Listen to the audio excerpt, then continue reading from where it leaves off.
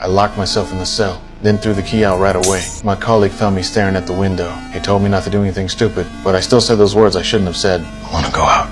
But no one who said those words ever survived. Turns out, humans in the future world live 1,500 meters underground. There's a special rule here. Anyone who says the words "go out" gets forced to the surface. Everyone who went to the surface before died from the toxins in the outside world. But I said those forbidden words without hesitation because of my wife's mysterious death 3 years ago. That day, my wife shouted in the cafeteria, "The outside world is actually full of birds and flowers." The ruins everyone sees on the screen were images deliberately altered by the leaders. The purpose was to imprison people here, but seeing no one reacted at all, she shouted those forbidden words. I want to go out! So, as the sheriff, I had to personally send her to the surface world. The bunker residents watched through live broadcast as Allie went outside. She wiped the bunker's camera with wool. She excitedly thought the outside world was livable, but she collapsed after just 2 steps. People's hopes were crushed once again. However, only I knew my wife told me before leaving. If the outside world was livable, she would turn back to wipe the camera. So her death must have another reason.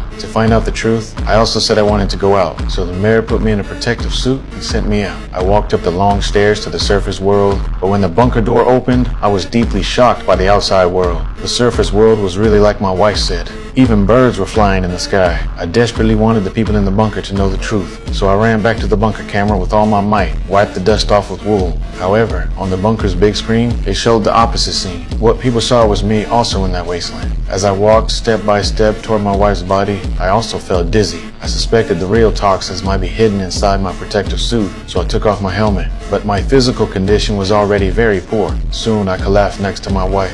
The hope of surviving outside was crushed once again, and only one woman realized my taking off the helmet before dying must have had a reason.